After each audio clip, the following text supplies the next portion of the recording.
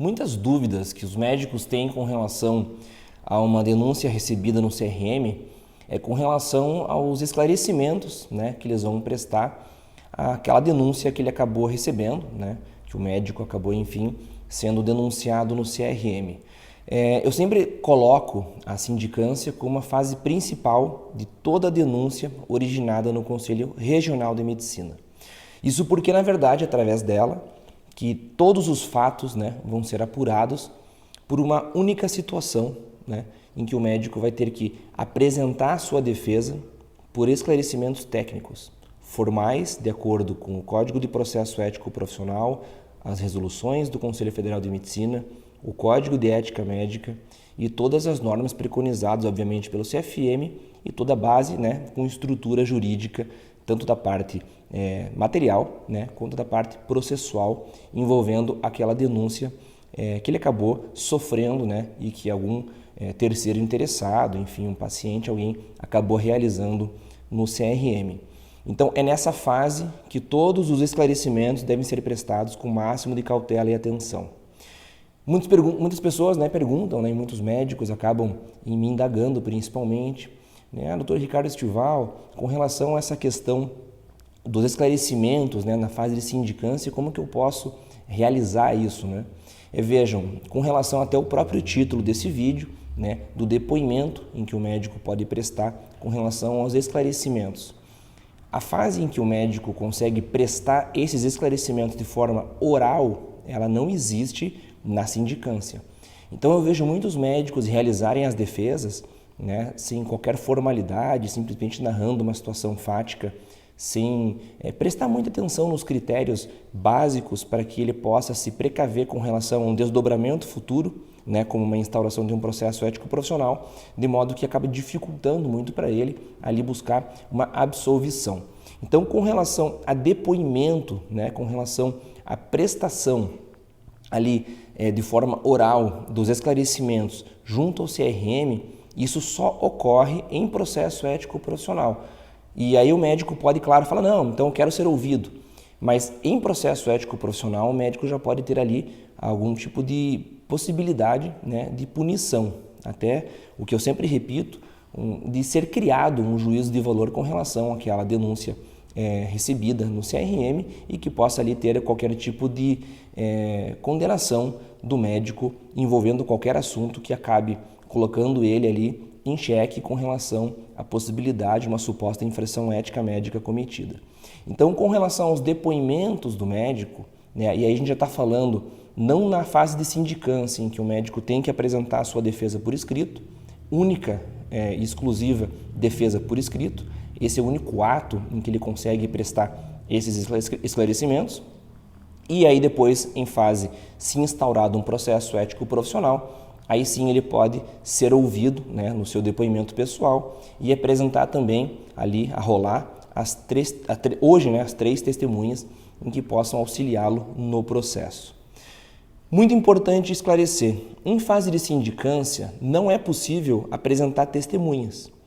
Então, aproveitando, né, dessa situação em que não é possível apresentar testemunhas, que o médico possa já buscando, né, e objetivando já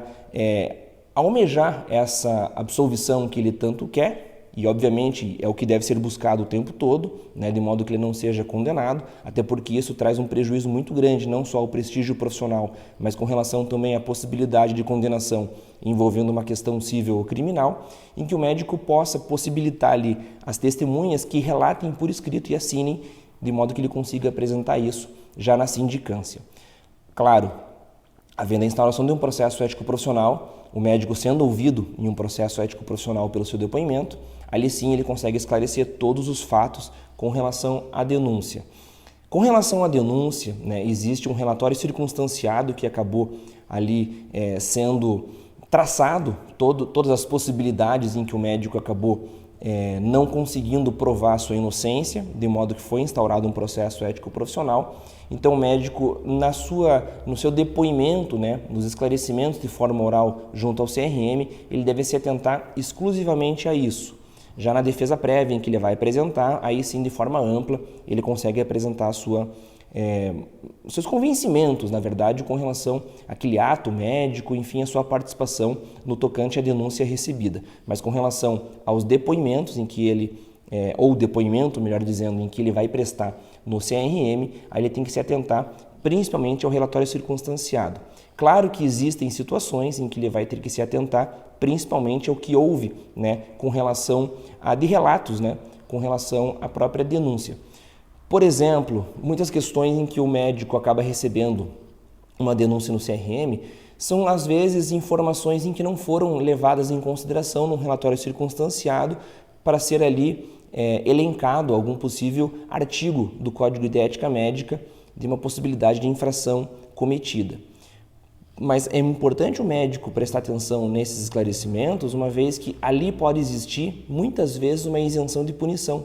Porque às vezes ele consegue condicionar um atendimento médico que ele acabou realizando ou condicionar algum documento médico em que ele possua, justamente naquele ponto em que houve aquela denúncia. E importante também, para colocar isso com relação ao depoimento do médico no CRM, que não é simplesmente o fato dele prestar esclarecimentos sem se atentar às perguntas que vão ser feitas a ele. Uma vez que se houver a parte denunciante sim vai apresentar os seus quesitos, né, as suas perguntas, de modo também que o CRM também, através ali do conselheiro, instrutor, ele vai conseguir perguntar para o médico tudo aquilo que há possibilidade e dúvidas com relação àquele ato cometido, enfim,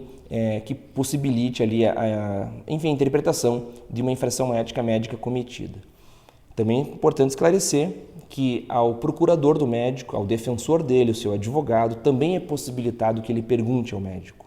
Então é interessante nesse sentido, porque o médico pode prestar melhores esclarecimentos se estiver acompanhado de advogado, porque muitas vezes uma interpretação com relação à norma infringida, às vezes o médico não se atenta e deixa passar batido, e aí preclui esse direito do médico apresentar lá na frente qualquer tipo de possibilidade novamente do seu depoimento. Com relação às testemunhas, né, aí eu abro um capítulo à parte para explicar para vocês, mas basicamente, de forma muito rápida, embora o áudio